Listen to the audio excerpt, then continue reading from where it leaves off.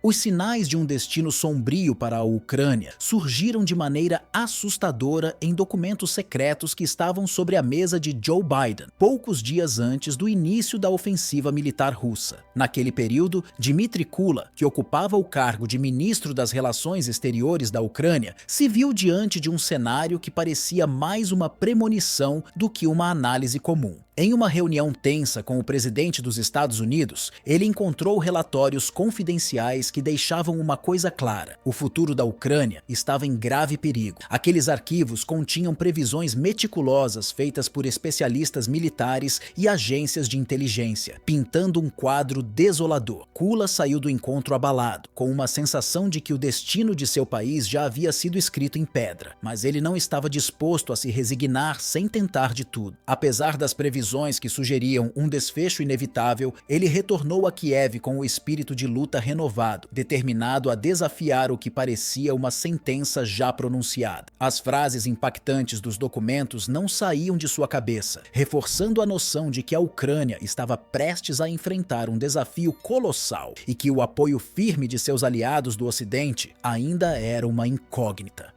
O que Kula testemunhou na reunião com Biden foi uma demonstração crua e desoladora da realidade geopolítica. A Ucrânia estava sendo tratada como um simples peão em um intrincado jogo de interesses internacionais, onde as superpotências disputavam por influência sem considerar plenamente o sofrimento humano que essa disputa gerava. Naquele ambiente tenso e carregado de expectativas, os pedidos desesperados por medidas mais robustas, como sanções preventivas que pudessem desestabilizar a Rússia ou o envio imediato de armamento militar significativo, foram respondidos com respostas evasivas e um desconcertante ar de indecisão. Era como se a prioridade da Ucrânia fosse secundária frente a um tabuleiro de xadrez global, onde cada movimento precisava ser calculado com extremo cuidado para evitar riscos políticos indesejáveis. A resposta ocidental, impregnada de ambiguidades e promessas que se desfaziam com o vento, revelou a verdade amarga. Kiev estava sozinha em sua batalha iminente, exposta a um inimigo poderoso e implacável. A defesa nacional parecia uma fachada frágil, comprometida antes mesmo que a primeira bala fosse disparada. As decisões estratégicas que deveriam proteger o país estavam presas em intermináveis debates e hesitações, enquanto o perigo se aproximava rapidamente. O futuro da Ucrânia parecia pendurado por um fio, um reflexo das complexas alianças internacionais que, em momentos cruciais, se mostravam pouco confiáveis. Ao retornar a Kiev, a decepção de Kula era impossível de esconder. Ele esperava voltar com garantias de suporte tangível, com a esperança de que promessas feitas por líderes influentes fossem acompanhadas por ações reais. No entanto, a dura realidade com a qual se deparou foi a falta de preparação genuína e a ausência de um plano coerente para proteger a Ucrânia. As conversas e as estratégias que havia imaginado eram apenas ilusões. O silêncio e a relutância de seus aliados ocidentais ecoavam com uma apatia fria e a sensação de abandono era quase sufocante. Enquanto isso, o presidente ucraniano Volodymyr Zelensky estava preso em uma luta constante para mobilizar apoio no cenário global. Ele se dedicava incansavelmente a fazer discursos emotivos, tentando convencer líderes mundiais da urgência da situação, destacando o sacrifício e a coragem do povo ucraniano. Apesar de sua determinação e oratória poderosa, esses esforços eram, na maior parte, recebidos com palavras de encorajamento e solidariedade, mas raramente resultavam em medidas concretas que pudessem realmente proteger seu país. Encontros diplomáticos eram marcados, discussões políticas aconteciam em diversos níveis, mas no final, os gestos simbolizavam mais simpatia do que comprometimento. Conforme o tempo passava, a Ucrânia se viu encarando uma verdade cada vez mais amarga. O apoio tão aguardado e necessário continuava sendo adiado ou, em muitos casos, nunca chegava. As negociações fracassavam em proporcionar um caminho claro, e Zelensky tinha que lidar com as consequências de confiar em alianças que, na prática, não se mostravam sólidas. A frustração de Kula se somava a uma atmosfera de crescente desespero, enquanto os líderes ucranianos tentavam manter a moral de seu povo diante de um cenário sombrio, marcado por promessas quebradas e uma sensação esmagadora de isolamento. A Ucrânia estava prestes a enfrentar um conflito de proporções catastróficas com pouca ajuda real. E essa realidade era um peso que ninguém parecia saber como carregar ou mudar. As palavras vazias do Ocidente contrastavam brutalmente com a realidade crua que se desenrolava no campo de batalha. A cada dia que passava, ficava mais evidente que as promessas de apoio concreto feitas por líderes internacionais eram apenas uma fachada para esconder a falta de ação real. Volodymyr Zelensky, que rapidamente se tornou o símbolo da resistência incansável do povo ucraniano, se viu em um jogo de poder que ultrapassava qualquer expectativa ou compreensão comum. Ele percebeu, com uma amargura crescente, que seu país estava sendo usado como uma peça estratégica em um tabuleiro geopolítico muito maior, onde os interesses de superpotências tinham precedência sobre a vida e a liberdade dos ucranianos. As esperanças que Zelensky tinha de receber ajuda substancial foram gradualmente substituídas por um profundo sentimento de desilusão. Ele entendeu que, por trás das declarações de solidariedade e das conferências de imprensa emocionantes,